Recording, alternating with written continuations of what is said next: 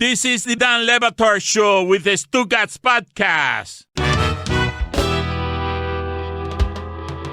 We're presented by DraftKings Sportsbook, an official sports betting partner of the NFL. Download the DraftKings Sportsbook app today and use code DAN for a special offer when you sign up.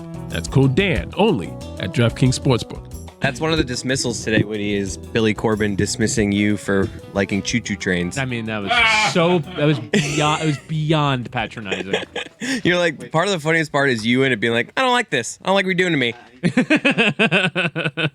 Yeah, I was saying that like I want to take a train to work. And Billy Corbin's like, what are you, 4? You a choo-choo train and a conductor hat? Billy, please. Yeah. Not a choo-choo train. Not an actual He was just choo-choo train. pro I public was like, transportation. Man, I would love to take a train to work every day. He's like, I love the idea of trains. And Billy was just like, what are you, 4? Miami would be way better if you could take trains to work. Every city in America, we've decided as a country we're going to be a roads country instead of being a train country. We should be a train country.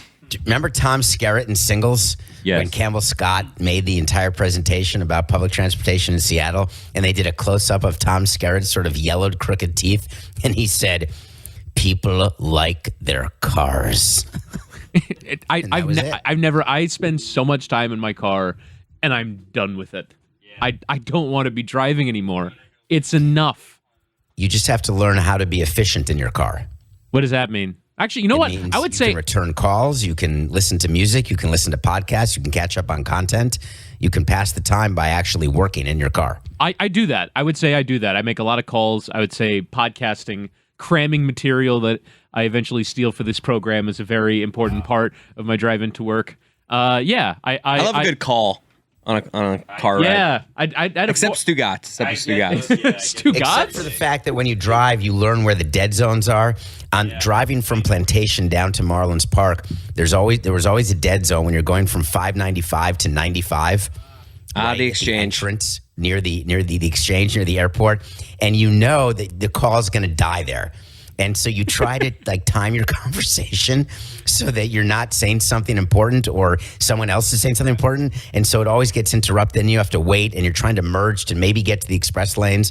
What a nightmare. I do not miss that at all. I actually did that last week when I was driving down to the studio and the same thing happened and I'd forgotten about the dead zone and it has not been fixed. It was a reminder of old times. I'm exactly the same. Although, Chris, you mentioned being on the phone with Stugatz.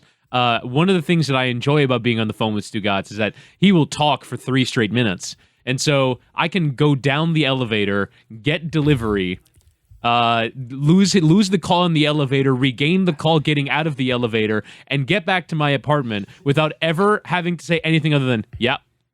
Mm-hmm. We used to do that with Scott Boras. When Scott Boras would call about one of his players, we would put him on speaker. And we'd be, my office was next to Larry's office or Mike Hill's office, the GM. And we'd call on speaker in the GM's office. Then we'd go to my office and we would just hang out and we'd, whatever, have a drink or just talk about something else going on with the game or with the sport or with something or just nonsense. And then every once in a while, the assistant in the baseball operations department would just say, still going. And so we know we wouldn't have to go back into the office. And we would never, ever listen to anything he was saying because it was just absolute poppycock. And he never knew because he doesn't breathe. And anyone who's dealt with Boras knows that when you call him on the phone or when he calls you, you're looking at 20 minutes of just wasted time. So we learned to do other stuff. So Stugatz seems like a mini Scott Boras in that regard. Mm-hmm. What are the origins of your dislike for Scott Boras? I know we've talked a lot about it before, but the Jose Fernandez thing, you're certainly well within your right to hold that against him. But I feel like that started a thing, right? Don't dismiss that as a thing, right? That's a major, monumental proof of the type of person he is with what he did with Jose. But I'm sure that animus started long before that. When can you say was the first time you're like, God, I hate this guy? So hate's a strong word. I don't like using it. The first time that I knew I didn't want to deal with him was the first time he went over my head, and it was just offensive to me as I was trying to get my feet wet as the president of a team, having gotten the job from nepotism and wanting to prove that I was able to do the job. And when someone goes over your head, you take it personally until you realize that Scott Boras only will deal with owners, and that's how he gets what he wants. He appeals to insecure octogenarians who think that he knows what it takes to win, and they don't. So the first time was the first player, and I guess I'd have to go back and see who the first player. Oh, by the way, it very well may be Charles Johnson. Wow. CJ. I must have had someone with the Expos. But dealing with him on Charles Johnson's no trade clause in 2002 was an absolute nightmare. Getting him moved out, which we had to do because he was overpaid by Dombrowski, as well as Preston Wilson. We had to get rid of both of them. And he wouldn't let Charles Johnson go to Colorado without getting an extra $1 million. And he's just that way. It's really shocking the way he operates and the manipulation he does and the lies he tells. It's just amazing. I don't know why I'm thinking this, but I imagined all agents are like that. Like on the pie chart of all agents. He sounds like he's really good at his job. Like how slimy are most agents? Are most agents more decent than we'd expect by the way you talk about Boras? So it's degrees of indecency.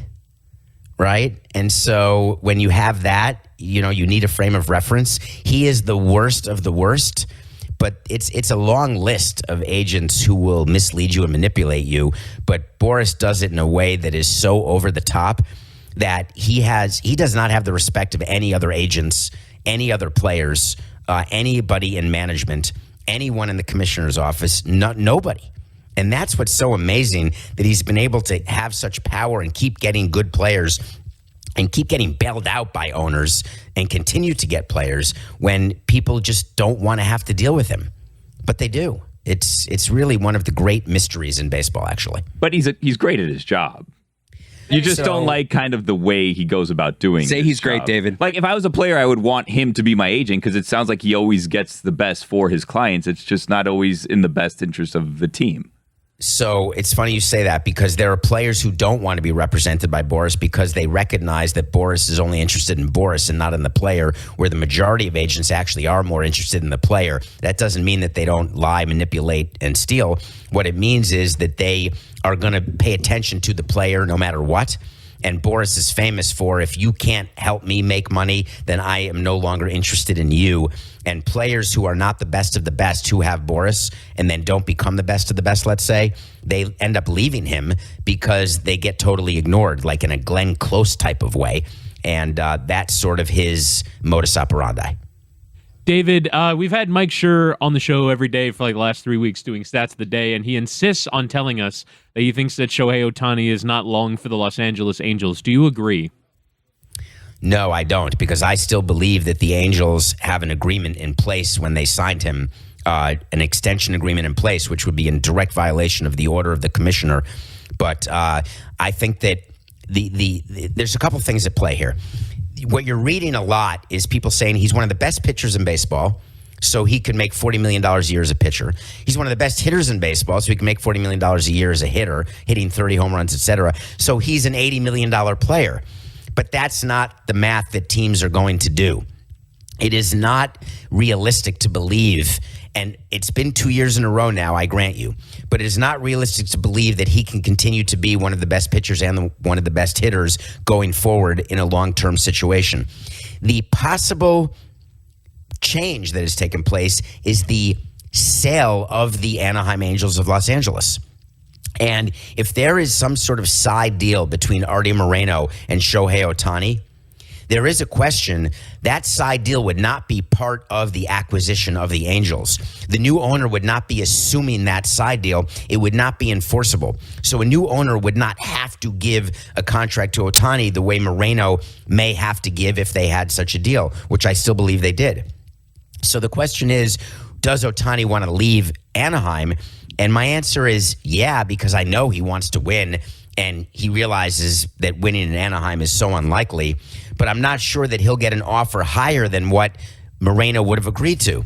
So it's going to be very interesting to watch what happens with the sale of the team and then with Ohtani's free agency. Is there scuttlebutt about this side deal, or is it just this freaking guy? What?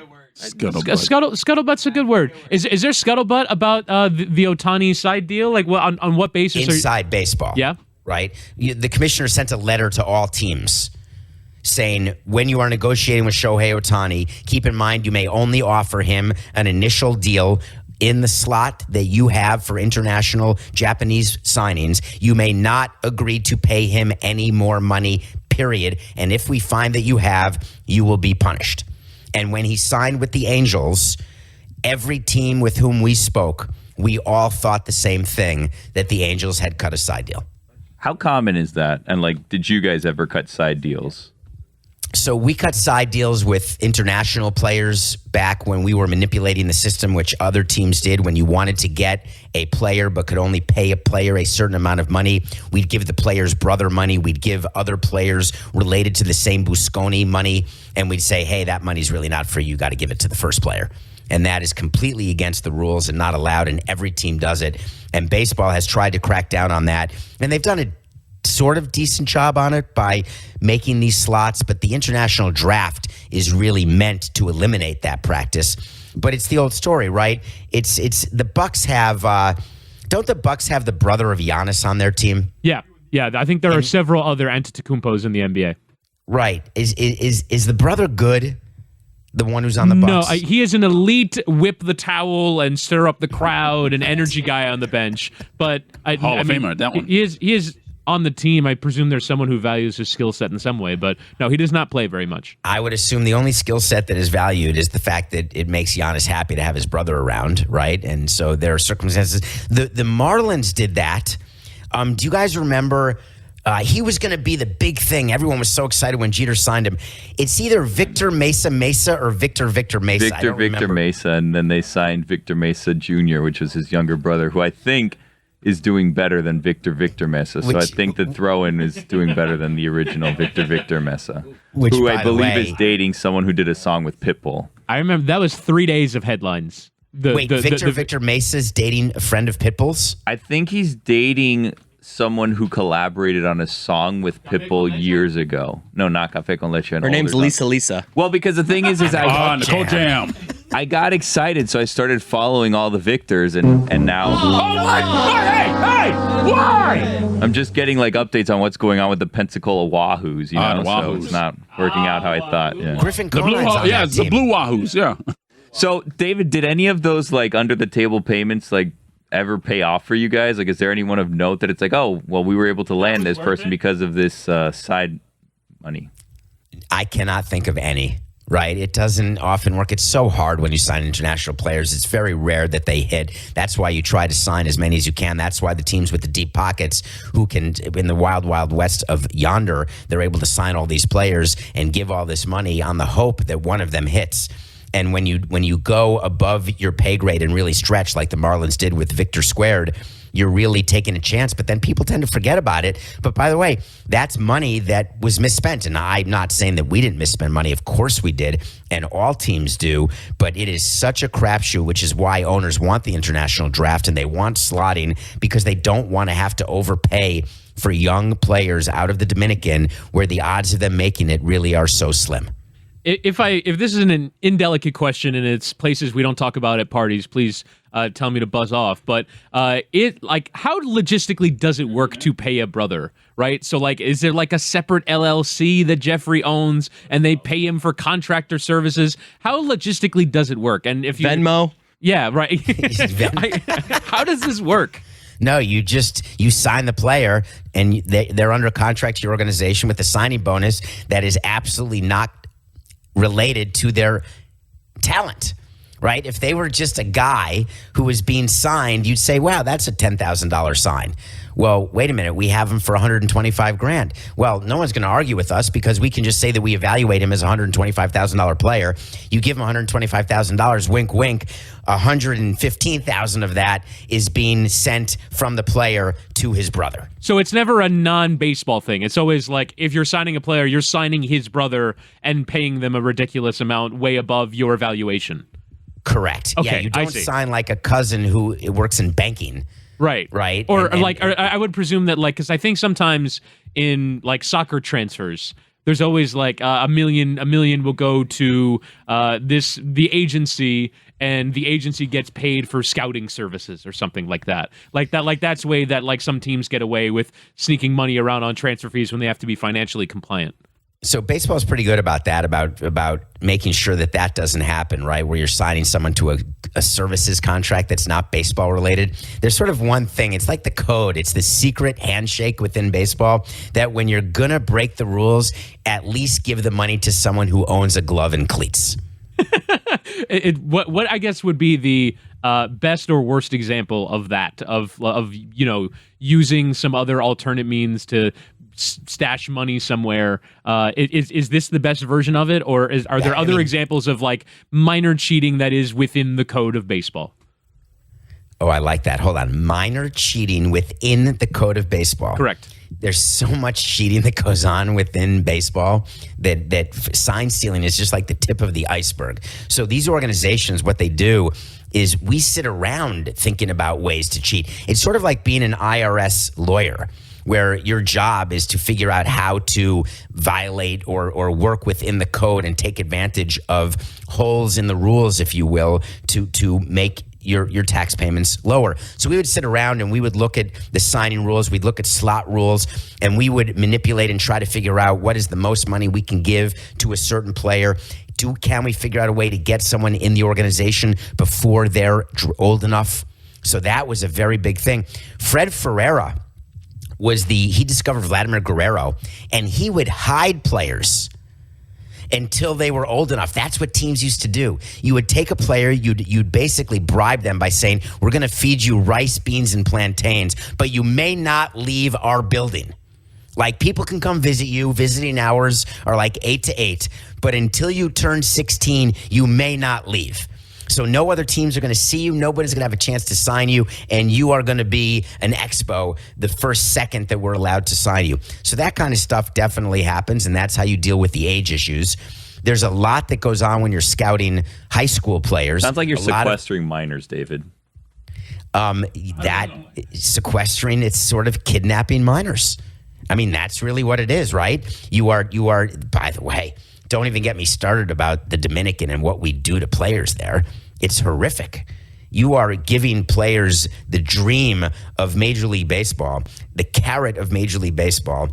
You are not caring about their education, notwithstanding all of the teams now who say we give them English classes and we teach them how to be janitors or plumbers or electricians. It's a bunch of horse hockey. They are there inside the academies doing baseball. That's it. And they are trying to figure out of the 50 people who they're going to give a visa to, because those visas are very difficult to get, and you don't just hand them out like candy corn. And the visas are how you get players from the Dominican into your minor league system in the U.S.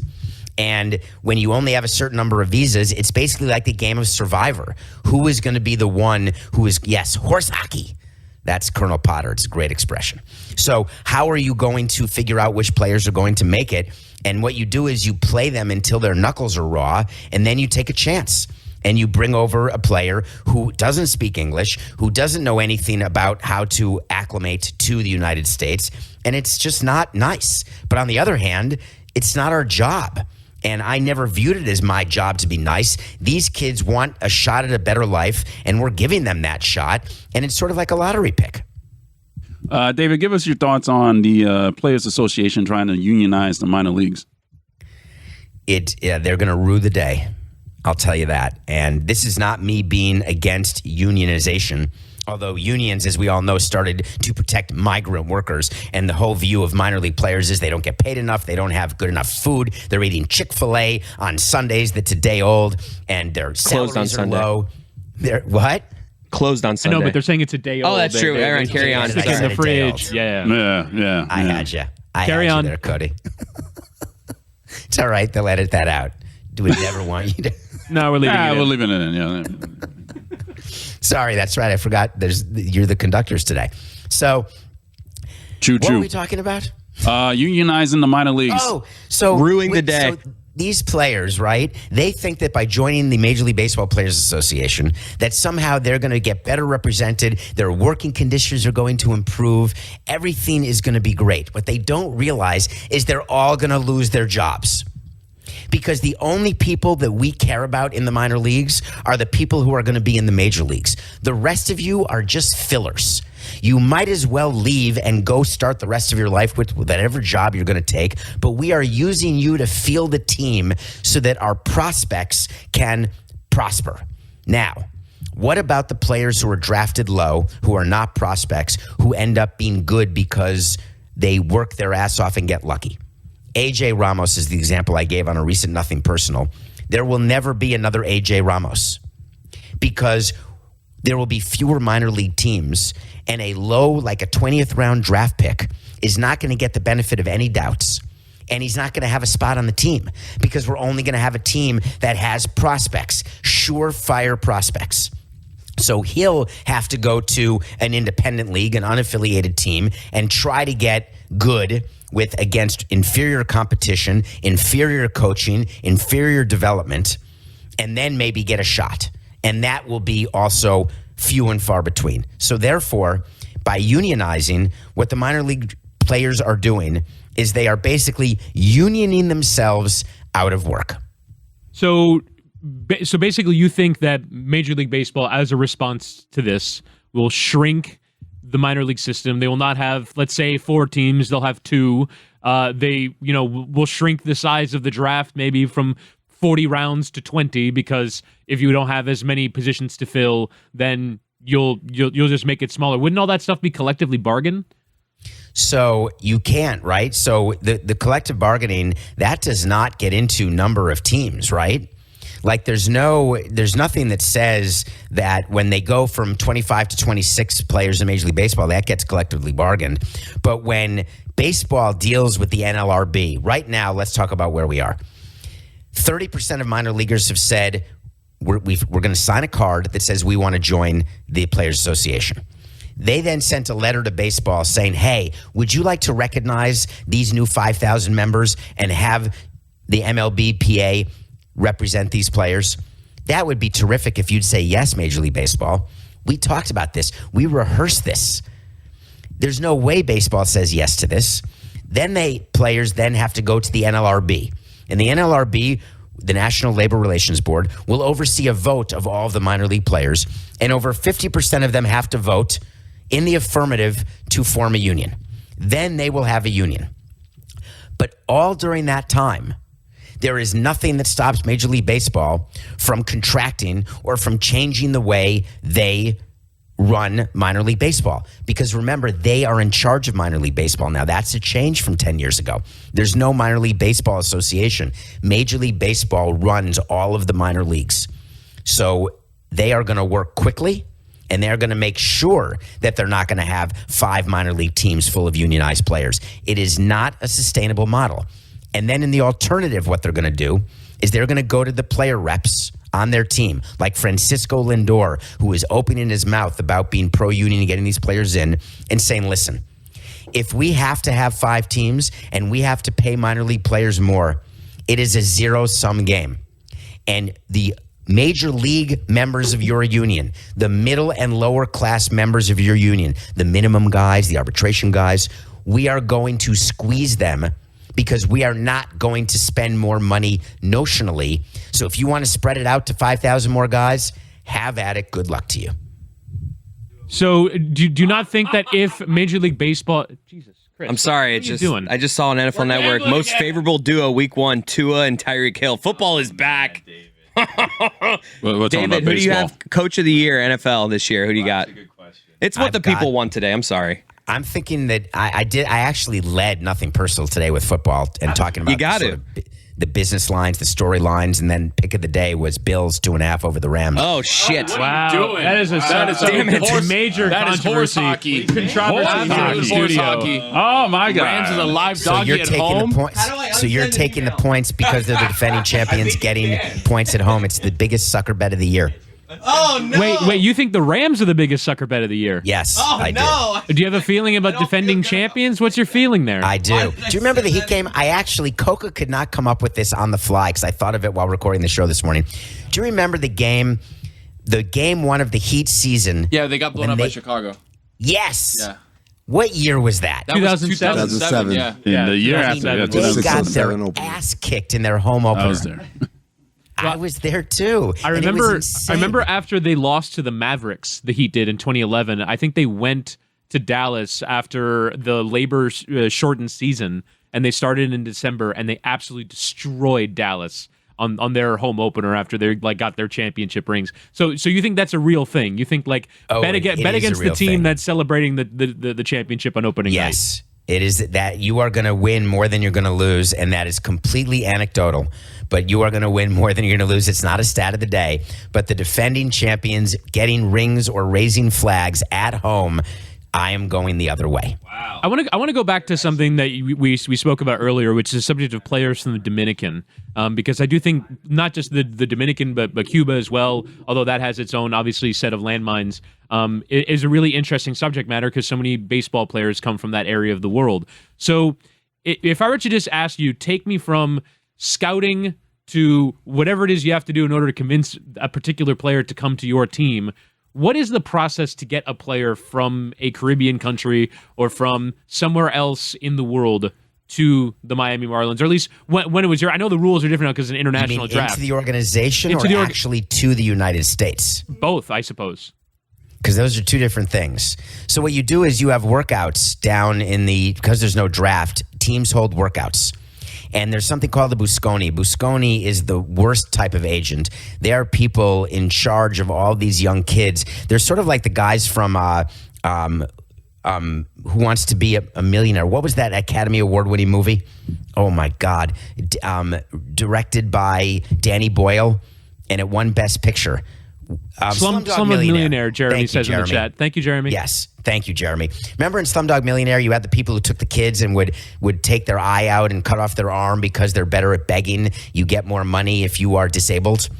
Well, that is like the worst type of busconi. The second worst type of busconi are people who take all these kids and they sort of take them around.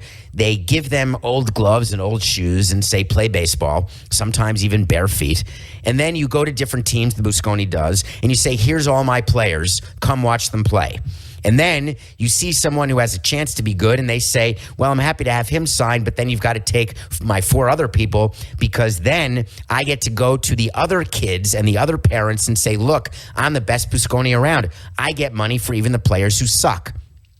So you sign a bunch of players, they go to your academy, and it used to be that having the best academy in the Dominican mattered, and that's why all these teams and the Marlins just opened an academy, and it became a big deal, like, come look at how nice your bunk bed is, and look at how great the pot is where we make rice, and look at these classrooms, and look at the TV that we have for you to watch at night. You're going to love it here. We have 3 square meals a day.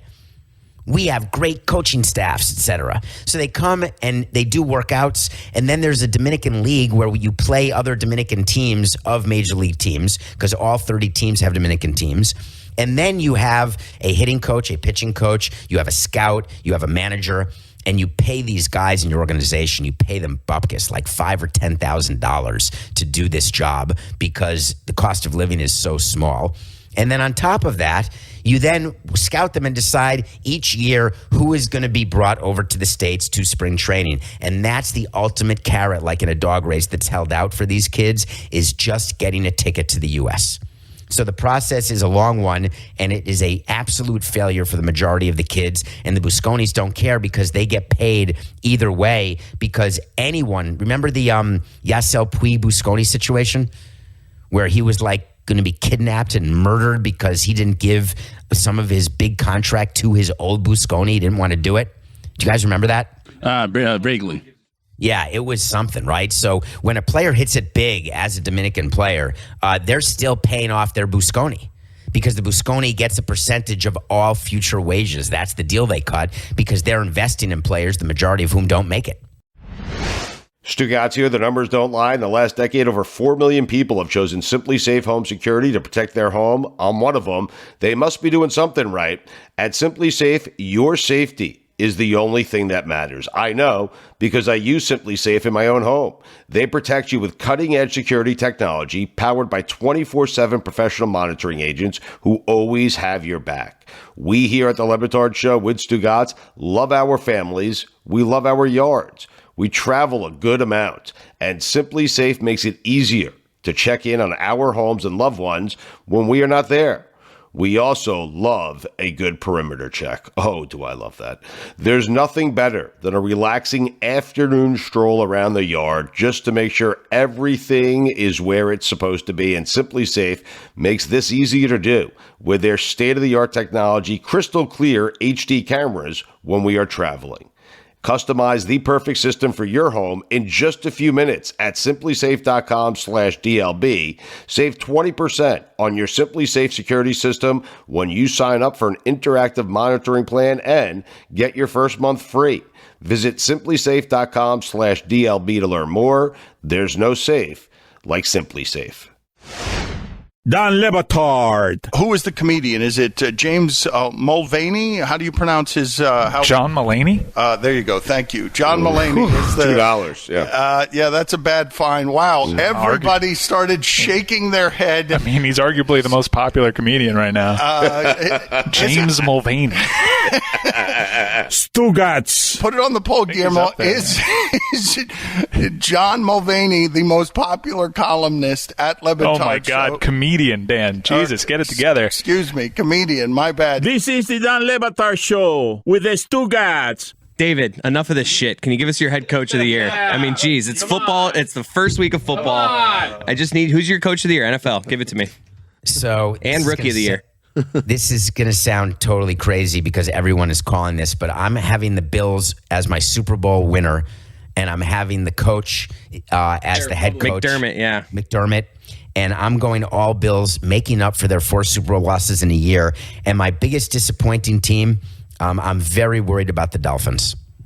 Wow. Look at him. He knows what he's doing. He knows what he's your doing. mouth. You know you're I know you're upset, and I don't mean to do this during the local hour, but it's basically I have a syndrome, right, where every year I'm excited for the Dolphins, and I lived in Florida from 2002 to 20, and I'm almost positive they didn't win a playoff game during my entire time in Florida. Is that possible? The Dolphins did not win a playoff game the entire time you were here. That's correct. So I just have been scorned by them so many times, and they're so excited, but they've been excited every year. They sign all these free agents. God knows Stephen Ross spends a ton of money, but it just doesn't work. And now they've got this head coach who they didn't want to be their head coach, and now they're pretending they love him as a head coach. They had a whole different plan in mind, and I just don't think it's going to work.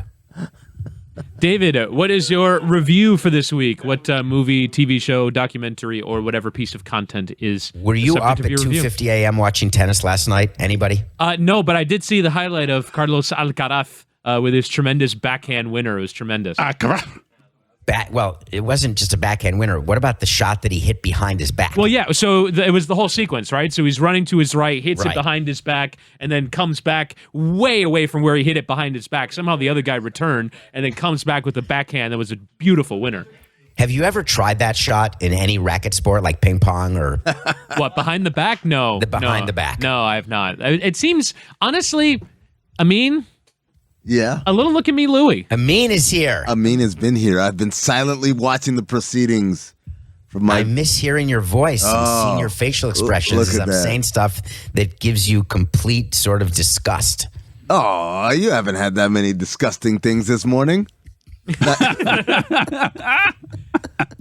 But anyway, Anyway. behind the back seems I look at like me, Louie. trying those shots. Like the one like Federer can play do this it out? between his legs. Mm-hmm. Like if you get on a tennis court or ping pong and you try to do it between your legs or behind your back, it's just impossible. So the U.S. Open went until 2:50. I've been on a major tennis kick, which I am once a year during the U.S. Open, during the majors, sometimes during Wimbledon as well. And so I watched the new documentary on Showtime called McEnroe. And I've known McEnroe because his son with Tatum O'Neal was taught by my wife at the time at a school called Road of Shalom, which is a Jewish day school in New York. And believe me, Tatum O'Neal and John McEnroe are goyim with a capital G, but they sent their kids to a Jewish school. So one day there's a happening going, and I go to the playground where the kids are, and McEnroe's there, and we're talking about whatever we're talking about. So I've just loved John McEnroe always. I loved him as a player before I knew him, and I've loved him since. This documentary on Showtime that just came out goes deep into his life, into his anger, into the relationship with his father. And I have a connection there where a good friend of mine growing up lived on the same floor as McEnroe Sr. on a building on Fifth Avenue. So we'd go have play dates and we would see the McEnroe family. And it was always so interesting the way the fathers acted in tennis, like Richard Williams or like John McEnroe Sr., although you don't call him John McEnroe Sr., he's just John McEnroe, the father. And it happens in baseball, too, where fathers can ruin careers of their kids. Like Gabby Hernandez's career got ruined by his father. He was a pitcher we had, and the father was just overbearing. And John McEnroe had tremendous demons because of the way his father was. He was also his agent and manager. People may forget how many Grand Slams he won, how good he was, some of the epic battles with Bjorn Borg. And for the first time, John McEnroe seems not just relatable, but vulnerable. And so this documentary for 102 minutes will teach you something and make you realize that what you see on the court is not always what you get off the court, and too often we forget that. Hit the sound, please, Chris. Look at me, The documentary sounds amazing. I did not need all the details about your intimate relationship with the McEnroe family. Exposition. Well, so the reason that I did that, I mean, and I don't know what sound you had played because you guys, your whole show is just one big flex. But having said that, the reason that I did that is to say that I had the occasion to not just judge someone from what I was seeing on TV or what was being written, but also the ability to judge what you see personally. And so often people think they know someone because they see them on TV or they read articles about them, when in fact you're totally wrong about that person. That person can be emotional or sensitive or not robotic or not all business. I feel like we're talking about someone specific right now. I have no idea what you're saying. You know, if you're going to be late and enter a conversation, you may not have it right. Oh, wait a minute. Maybe if you won more, I'd show up on time. Hold on, let me get my ring. Hold on one second. Just see if I can get my ring. What's got now? He's actually going to get this. He's left the baseball mitt. I'm going to go get my WNBA championship ring. Yeah, that's right. Hey, yeah. What is it? 2007 Phoenix Mercury. Let me see Left if I at can home. get my ring. Travel with it? Do I travel with it? Wow. See if I can get that. Why do you have 5 of them? Why is it a commemorative kind of, Cracker Jack? Cracker Jack. Come on, That tops. look like a Cracker Jack box. They're like the box tops. You trade in the box tops, and then you get like the set of the replicas. Oh, yeah, Dakota ring. You cannot be serious. Oh, that's a John McEnroe. You cannot be serious. Rookie of the year? What we gave every player. This is what their ring came in. And this is what my ring came in. But there's 5 of them in there.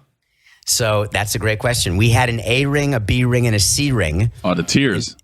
There were tiers, right? The A ring went to players who we wanted to give it to, and to executives we wanted to give it to. The B ring went to some players who were not active during the playoffs, let's say, or who had a cup of coffee with the team that particular year. The C ring went to like interns in the front office and other people with not as much experience in the front office or somewhere else within the organization. And so I have an A ring, a B ring, and a C ring. But I also bought at the time, because I was the president, so I had the ability to, I bought an extra ring because I wanted to have 3 rings, 3 A rings to give to my kids when I croak, right? I didn't want them to fight over the rings. And so I figured it may not happen again. So it's 2 A rings plus a watch ring, which Jeffrey bought for the top executives in the team. He had 10 watch rings made. What's a watch ring? One ring? of these rings is actually, the top comes off and it becomes a watch. Wow. What? How much would you sell that for? Don't give it to his kids. Careful. It depends. Yeah, but right? don't put that price out there. No, I guess not. Because he was just talking about all this stuff with his I want to give it to my kids, and then as soon as I brought him money, he's like, I'm listening. I'm not a no. I'll just say that. Right. But no, it's I cannot imagine. Listen, if it meant food on the table, or if it meant an education or tuition or whatever it was, I guess I would. But I'd rather keep working and not have to sell the World Series rings. I'd rather the kids sell them. David, is that common practice that not all the players get A rings? I was under the impression that the players, the coaches, certain ops execs get A rings. B rings go to like other ops executives, the training staff, et cetera, and then C rings goes to like ticket sales and like all the other people, broadcasters to make them feel part of it. But like we're not spending money on you guys. You're telling me that you guys gave some players B rings. You're damn right. So Andy Fox didn't get an A ring. He had 100 at bats for that team. Come on, man, it's a good pinch hit. September call-ups. By the way, it's a great question. I'd have to go back to the list and the ring rules. Larry Beinfest and I created the ring rules. And Andy Fox is a good example. I believe we would have given him an A ring because my daughter had a crush on him. Oh, wow. That is ridiculous. Did they know? Wait, how do you not give all the active players the top ring? That's absurd. No, if you're active on the World Series team, of course you got Andy an Fox, A-ring. I believe, got some pitch hit bats on that team. Yeah, he was 100 active. AB. He Why was, are you keeping he was up part for of the Andy great Fox? bench, actually. Big Andy Fox Him and guy. Mike Redmond, Lenny Harris. Like Toby Borland is the case that we've talked about during the pandemic, where he got a B ring. He then grieved it, and he never got the A ring. He didn't deserve the A ring. He was up, for a few moments. So anybody, you know how you sign players? Like I want to say we had a guy. God, I'm gonna have to go back. Was Gerald Williams on the 03 team at some point? I think so. The guy, Jeter's really good friend, who just tragically passed away. He was a Marlin for a moment. Yeah, he was on that team. Year. He was on that team. Okay. He was age 36 season. He had 35 plate appearances. So he would be someone who would not qualify for an A ring. But hold on. So like was there ever a scenario where like two players are getting the rings together and one of them gets the A ring and one of them gets their B ring and they're like, well, what the hell? This does not look the same. Like Marlins is spelled wrong. No, it's not that. It's the number of diamonds. So I'm happy to show you because I have an A ring and a B ring here. I can show you the difference. Show us the rings. Please do. The rings of power. So Gerald Williams didn't get an A ring, but 3 of your children will. Okay, so if you look at the A ring, if you're watching this wherever you can watch it. There we go. So the diamonds, see how the diamonds are where the Marlins are? Yes. That's all diamonds? A lot of diamonds. Now. Let's see that B ring. It's got an A diamond. No diamond. Yeah. No diamonds. Wow, it's just gold. I don't know how to show it to you, but the Marlins, there's no diamonds. That's a Super Saturday giveaway if I've ever seen this. Absolutely. Bullshit. David, I don't know if you've been watching Welcome to Wrexham on the C ring. Oh, sorry, well, look at this. Do the C while we're doing it. Look at that. Oh yeah, the C-ring C one's a bit smaller, isn't it? Both smaller and no diamonds. Oh, no diamonds. Yep. Okay. No diamonds in the Marlins, so that's ABC. Who would get the C? Where's the C going to? Yeah, I Community mean, you got relations. it right? It's ticket sales and people. Len who Casper. just joined the Wouldn't they company. have to? No, Len Casper got a ring, for sure. I remember when I was working at 790, I think after the 2012 championship, because we were a partner. We were the flagship. Yeah, we were the flagship. I think we were offered the chance to purchase C rings. They do that. It's almost like the class ring, right? You get that Jostens form, and you got to fill out your ring size and everything. Yeah, like $6.99. So this is the watch ring. Okay. So that is the A ring. Now, if you can see, there is a like a little click thing. There's a button that protrudes, and when you hit it, look, that's wow. It opens to a clock. Is it active right now? Is it? I can't What time see is the it on hands. It is inactive. Oh, you gotta get a battery for that, man. And then it says, "With appreciation, Jeffrey Loria." Oh wow, Oh, that's nice. Yeah, That's really cool. So this very one is generic. probably- How many of those were made? I believe 10. 10. And that's it. Wow, that's amazing. Hey, David, have you been watching Welcome to Wrexham on Hulu? So only are more than the first 2 episodes out? Yeah, I believe Okay, so- episodes 5 and 6 dropped yesterday. Okay, then I'm going to start watching. So my general rule is, like, if it's a 10 episode arc, I'm going to, and they do it once a week. I don't love the once a week thing because I'm so used to binging. So I will wait for there to be a critical mass of episodes, and I'm definitely going to watch it and review it. And I'll have them done for next week if you can be there and actually on time. Wow. Okay, easy, Chip Kelly or Brian Kelly. Damn, Brian Kelly. That's a fine. That's a fine. David. So the reason I ask is there's a scenario where they sign a player from one of the higher leagues, and they have to pay him a considerable amount because he's dropping leagues for them. He's dropping divisions.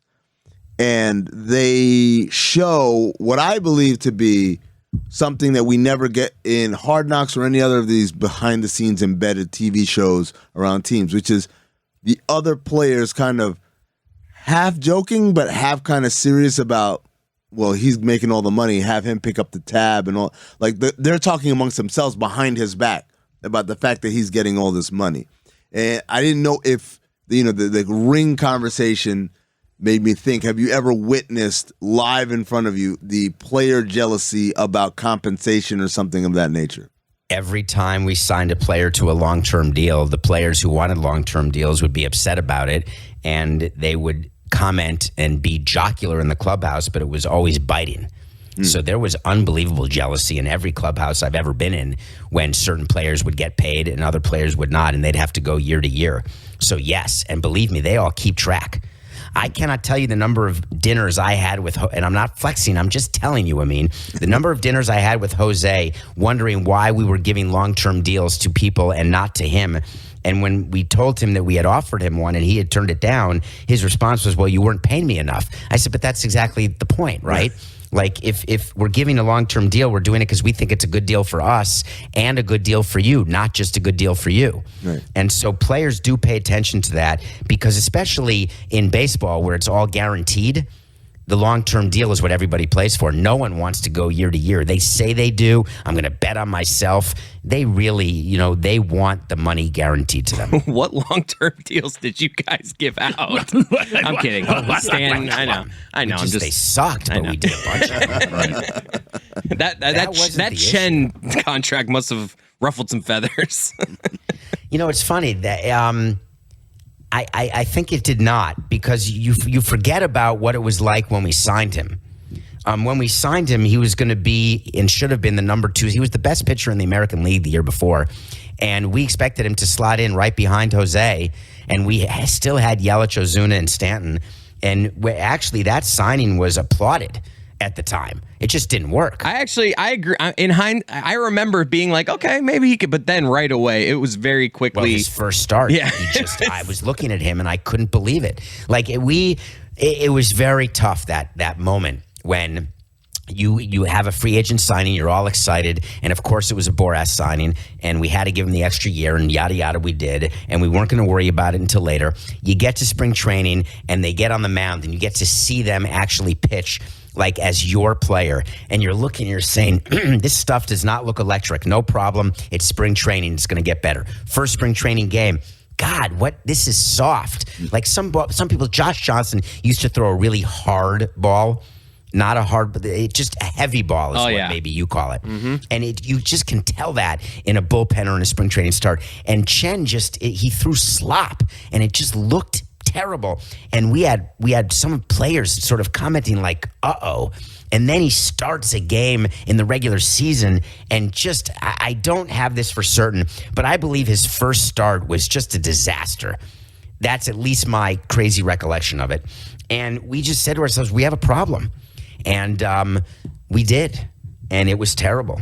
And he ended up he's famous now. I believe he was the highest paid player in 2020 in all of Major League Baseball. Because the Marlins released him before COVID and therefore had to pay his entire $22 million salary, where they couldn't prorate it the way the other players got prorated. So he was the highest paid player, and he didn't pitch a inning for the Miami Marlins. 9 hits, 5 earned his first start versus Detroit. Disaster. David Samson. That was a tough moment. He joins us every Thursday here on the Batard Show. We appreciate the time, sir. Have a good one. See ya. Thanks.